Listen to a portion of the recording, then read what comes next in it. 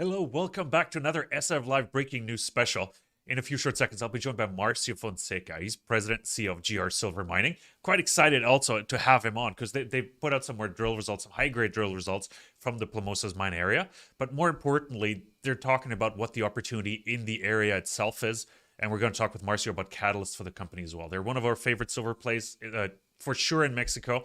So I'm quite excited to talk with Marcio. But before we chat, you know the spiel. Please be reminded to follow us on YouTube, follow us on Twitter, and give us a like and a subscribe as well. Turn on the bell notification as well, because as you know by now, we do all our interviews live. So make sure you use that to your advantage. Now, enough of me. Let me switch over to Mr. Marcio Fonseca. Marcio, wonderful. Good morning. How are you? Good morning. Doing well?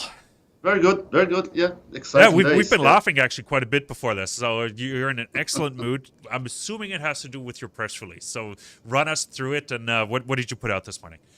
For sure, it's a very important milestone for the company, and this news release today is the result of a combination of more than 6 months of work, combining all the work reprocessing geophysical data, integrating geology, and the drill hole results. There's a very special figure that's the long section that we have on the news release that is important for the audience to look at.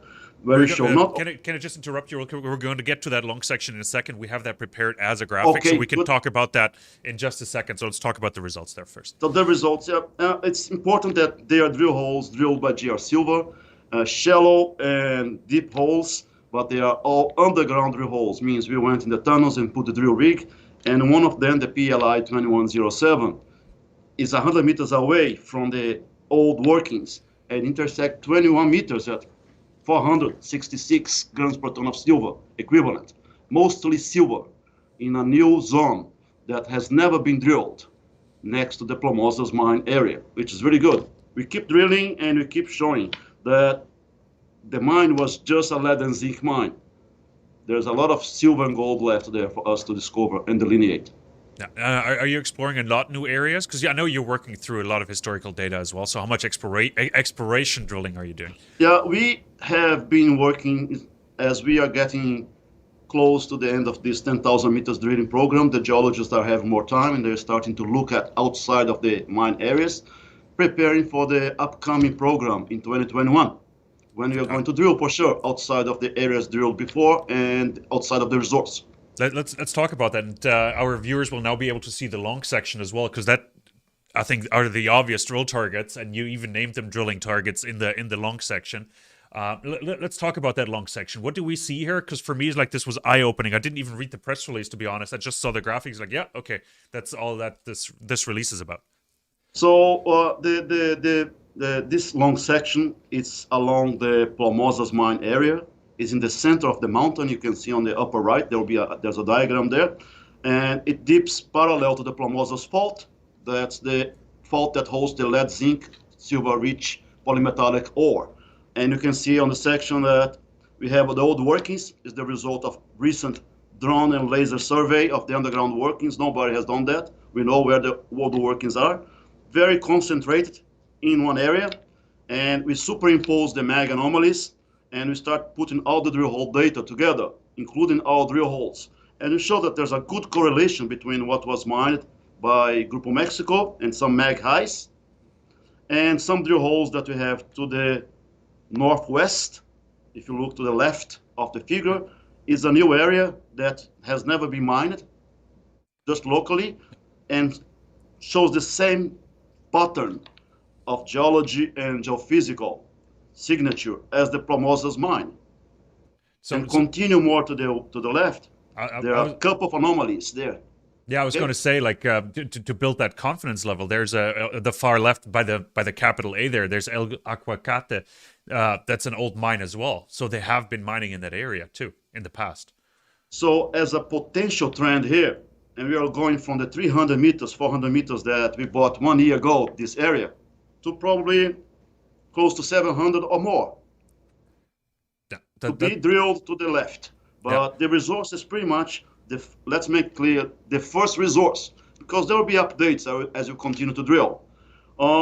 It's going to be pretty much these two areas with all the circles that are the dots, the drill holes. Okay.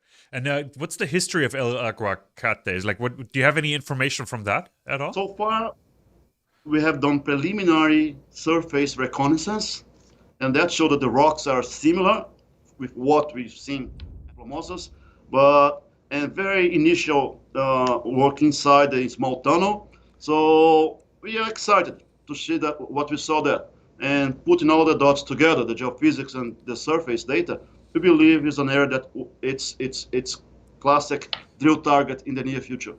Yeah, and you said you're coming to the end of your 10,000-meter drill program right now. I'm assuming that's some of the last holes now. Like, what's the cutoff date for a resource? And I know next step is a resource estimation. Is that correct? Yep, you got it. Actually, we are working, and as we drill, as we get assets, we are updating the model. You are doing the 3D model. Probably the last drill hole is going to be by the end of this month. So if you put together 20, 25 days to get the last batch of assays, that's third week of April. And then if you put like 30, 45 days for the QP to organize the data, it's more like end of May. That's what we are working at. And one of the reasons why we made a decision, a corporate decision to really not complete the resource now, is because we are encountering drill holes like this one. That's important to show the additional extension of the mineralization.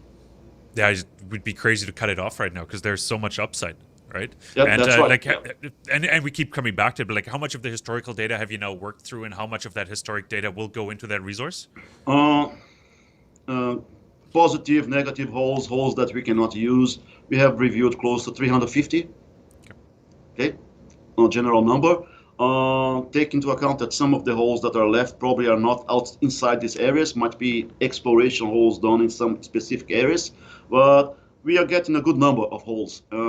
Together, our 10,000 meters of drilling is going to be a good amount of drilling. You can see by the figure one that the density of data points is really good. So what's going to be the spacing of for the resource? Like inferred, indicated, what can we expect? It's hard to put a guidance about classification, but I think it's like probably 60, 75 meters apart is probably a good number to pick up as an average spacing. With some areas that are more high grade, you have more higher density, probably isolated 30 meters apart drill holes to give a good confidence.